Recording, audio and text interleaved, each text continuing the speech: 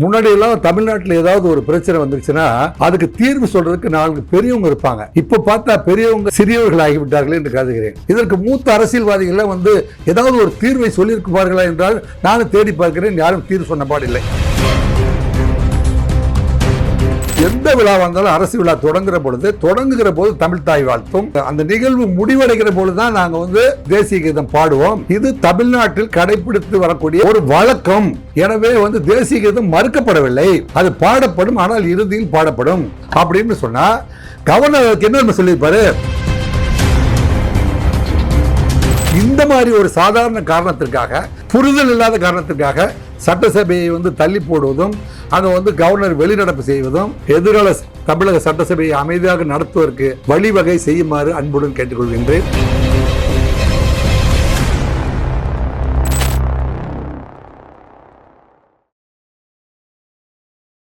RRView நேயர்களுக்கு எனது அன்பான வணக்கங்கள். செந்தமிழ் நாடு என்னும் போதினிலே இன்பத்தேன் வந்து பாயுது காதினிலே என்று சொல்வார்கள்.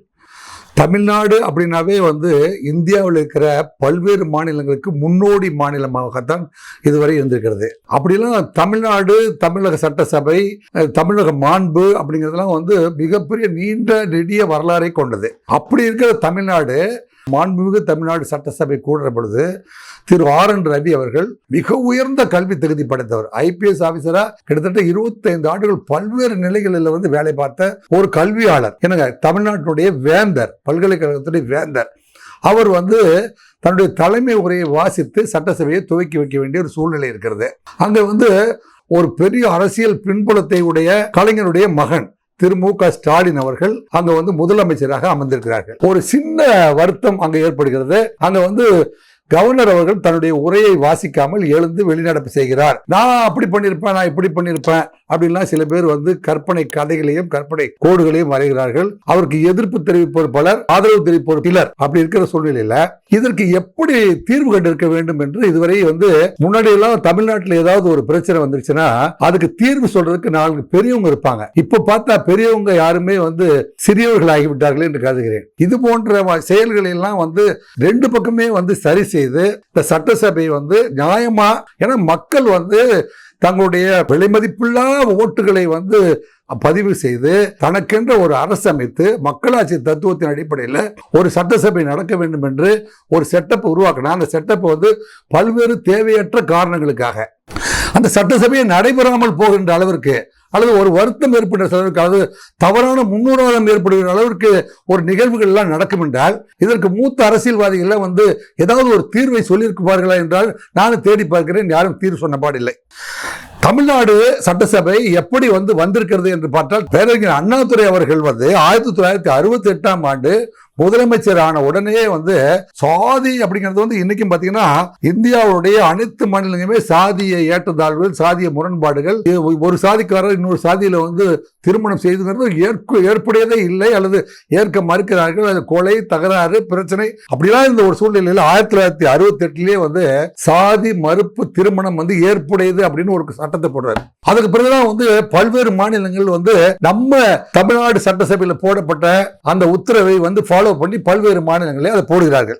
அதன் பிறகு பாத்தீங்கன்னா டாக்டர் கலைஞர் அவர்கள் 1974 அவர் வந்து பிரதமரோடெல்லாம் வந்து ரொம்ப சாதாரணமா வந்து பேசி பழகக்கூடிய ஒரு சூழ்நிலையில டாக்டர் கலைஞர் என்ன சொல்றாரு, பிரதமரை பார்த்து சொல்றாரு, ஏன்னா மக்களாட்சி மக்களாட்சி என்று சொல்கிறீர்களே, மக்களால் தேர்ந்தெடுக்கப்பட்ட எங்களை போன்ற முதலமைச்சர்கள் நாங்க வந்து கவர்னர் வந்து கொடியேற்றுறாரு, பிரசிடென்ட் கொடியேற்றுறாரு அப்படின்னா நாங்க ஏற்றுறதுக்கான வாய்ப்புகள் இல்லை, அல்லது சீஃப் செக்ரட்டரி ஏற்றுவாரு, அல்லது டிஸ்ட்ரிக்ட்ல வந்து கலெக்டர்ஸ் கொடியேற்றுறாங்க. நான் எங்களை போன்ற தேர்ந்தெடுத்த முதலமைச்சர்கள் வந்து கொடியேற்றதுக்கான வாய்ப்பை கொடுத்தால் தானே மக்களாட்சி தத்துவத்துக்கு சரியா இருக்கும் அப்படின்னு சொல்லி 1974 வந்து பிரதமர்கிட்ட கேட்டு முதன் முறையாக தமிழ்நாட்டுடைய கோட்டையில தான் வந்து தேர்ந்தெடுக்கப்பட்ட முதல்வரால் வந்து கொடியேற்றப்பட்டது. இப்படி ஒரு மிகப்பெரிய முன்னுதாரணத்தை வந்து அமைத்து கொடுத்தது வந்து தமிழ்நாடு சட்டசபை அப்படின்னு சொன்னா அது மிகையாகாது. நம்ம 1989 பெண்களுக்கு வந்து சொத்துரிமை உண்டு. அதுக்கு முன்னாடி பெண்களுக்கு வந்து சொத்து கிடையாது, கல்யாணம் பண்ணி கொடுத்துட்டு அவ போயிட்டே இருக்க வேண்டியதான். பெரிய கோடீஸ்வரன் வீட்டில் பிறந்த குழந்தை பெண் குழந்தைகள் கூட இல்லைங்க, அங்க வந்து ஆண் குழந்தைகள் ஒருத்தர் இருப்பான் இல்லை 2 பேர் இருப்பான். அவன் வந்து 50 ஏக்கர் 75 ஏக்கரை பிரித்து வச்சுட்டு அவனால் மெயின்டைன் பண்ணக்கூடியாம கூட இருப்பான். ஆனால் ஆண் பிள்ளைக்கு பிறந்த வாரிசுகள் மட்டும்தான் அனுபவிக்க முடியும். பெண் குழந்தைகளுக்கு சொத்து இல்லை அப்படின்னு தான் வந்து இந்திய வரலாறு நீண்ட நெடுங்காலமாக பயணம் பண்ணி வருது. அப்பேற்பட்ட வரலாற்று பின்புலத்தை உடைச்செறிஞ்சு பெண்களும் வந்து ஒரு உயிரினம், பாலின பாகுபாடு இருக்கக்கூடாது. என்னங்க, அந்த ஒரு தாய் தந்தைக்கு 3 பேர் பிறப்பாங்கன்னா 3மே உயிர் தான். அந்த உயிர் மதிக்கப்பட வேண்டும் என்று தமிழ்நாட்டில் வந்து முதல் முறை இந்தியாவில் முதல் குரல் கொடுத்தது வந்து தமிழ்நாடு சட்டசபை. அவங்க தான் 1987 அவங்க தான் 1989 வந்து பெண்களுக்கு வந்து சொத்துரிமை உண்டு சட்டம் போட்டது தமிழ்நாடு. அப்படி இருக்கும் பொழுது தமிழ்நாட்டில் என்ன இந்த பிரச்சனைக்கு கவர்னர் எழுந்துச்சு வெளியே போறாருங்க. என்ன காரணம் அப்படின்னு கேட்டா, கவர்னர் வந்து ஒரே ஒரு சிம்பிள் தான், தேசிய கீதம் பாடப்படவில்லை. இது எப்படின்னா, தமிழ்நாட்டில் எப்பொழுதுமே வந்து தமிழ்நாட்டில் இருக்கிற அத்தனை கல்வியாளர்கள், இதை இந்த ஊடகத்தில் பார்க்குற அத்தனை கல்வியாளர்களுக்கும் தெரியும், ஸ்கூல்ல நடத்துற பிரேயரும் பிரேயர் எனக்கு எல்லா ஸ்கூல்லையும் பிரேயர், கல்லூரி மற்றும் அரசு விழாக்கள் எல்லாத்திலையும் வந்து தமிழ்நாட்டினுடைய பாரம்பரிய வழக்கம் அப்படின்னா அது வந்து தமிழ் தாய் வாழ்த்தை முதலில் பாடுவது. நிகழ்ச்சிகள் எல்லாமே முடிந்த பிறகு அமைதியாக எழுந்து இந்தியாவில் இப்படி ஒரு நிகழ்ச்சி முடிந்தது என்னங்க, இந்த தாயை வந்து இந்திய தாயை வணங்கி நமக்கு இப்படி ஒரு விழா சிறப்பாக நடந்து முடிந்ததே என்கின்ற களிப்புடன் வந்து இந்திய தாயை வணங்கி வந்து விழாவை முடிப்பது, இதுதான் வந்து சடங்கு. இதுதான் வந்து 75 ஆண்டுகளாக கடைபிடித்து வருகிற மரபு. அதாவது சட்டத்தை அமல்படுத்தும் போது எங்களை காவல்துறை அதிகாரிகளுக்கு தான் சொல்லிக் கொடுக்குற ஒரு ஊருடைய மரபு வழி பண்பாடுகள் வந்து ஏற்கப்பட வேண்டும், கன்சிடர் பண்ணணும், அதை வந்து கருத்தில் கொள்ள வேண்டும் என்று தான் சட்டத்தில் சொல்லிக் கொடுக்குறாங்க. இப்போ நாங்கள் வந்து கெடா வெட்டுறது தப்பு அப்படின்னு ஒரு சட்டம் போட்டாங்க.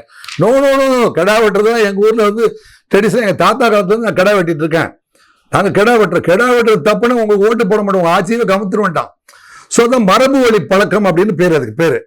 ஆக டாக்டர் கலைஞருடைய மகனாய் பிறந்த திரு மு.க. ஸ்டாலின் அவர்களும் கோவிசெலி என்கின்ற உயர்கல்வித்துறை அமைச்சரும், நீங்களாம் வந்து பிஹெச்டி கோவிசெலியுடைய ஆட்டோபயோகிராஃபி எடுத்து பார்த்தா அவர் வந்து பிஹெச்டி படிச்சிருக்காரு, உயர்கல்வித்துறை அமைச்சர்.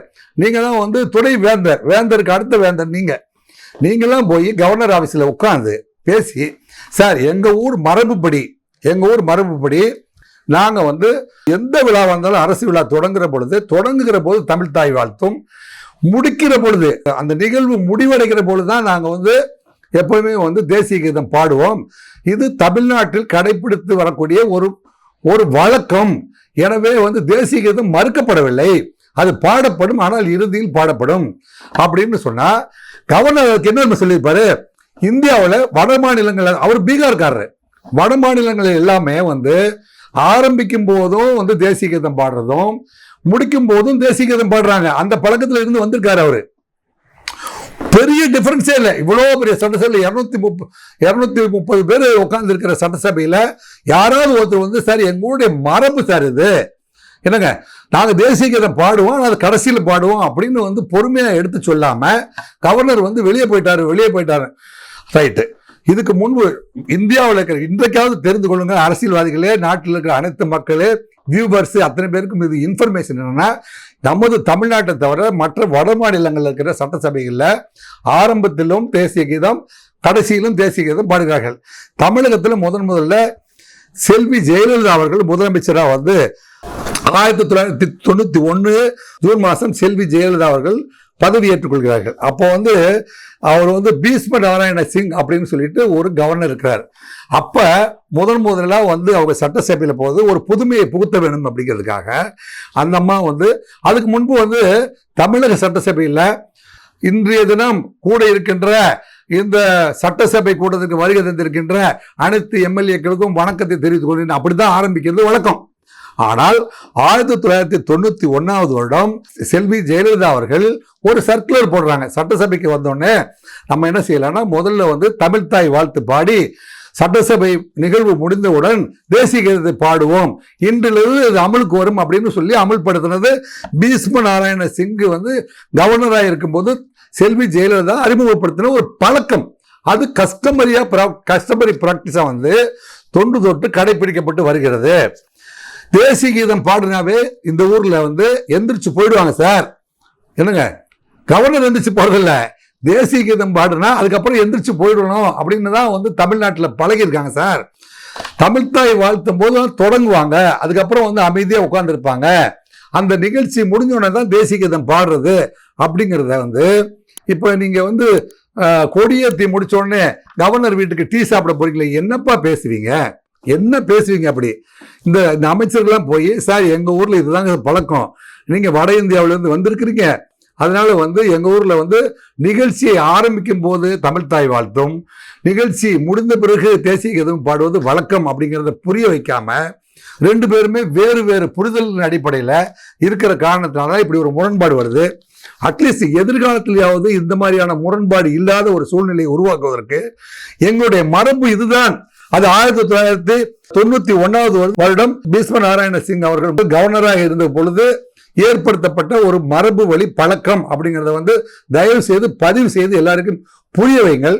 எதிர்காலத்தில் தமிழ்நாட்டில் நடக்கிற சட்டசபை கூட்டங்களில் இந்த மாதிரி ஒரு சாதாரண காரணத்திற்காக, புரிதல் இல்லாத காரணத்திற்காக சட்டசபையை வந்து தள்ளி போடுவதும், அங்கே வந்து கவர்னர் வெளிநடப்பு செய்வதும், முதல்வர் வந்து வெளிநடப்பு செய்வதும் அல்லது பேசாமல் இருப்பதும் ஒரு வருத்தத்தை உருவாக்குவதும் வந்து எதிர்காலத்தில் இருக்கக்கூடாது என்று கூறி, எனவே இதை பார்த்திருக்கின்ற அத்தனை கல்வியாளர்களும் அமைச்சர்களும் வந்து இந்த கருத்தை உள்வாங்கி இதை யாருக்கெல்லாம் பதிவு செய்ய வேண்டுமோ, யாருக்கெல்லாம் புரிந்து கொள்ள வேண்டுமோ அத்தனை பேருக்கும் தகவல்களை சொல்லி எதிர்கால தமிழக சட்டசபையை அமைதியாக நடத்துவதற்கு வழிவகை செய்யுமாறு அன்புடன் கேட்டுக்கொள்கின்றேன்.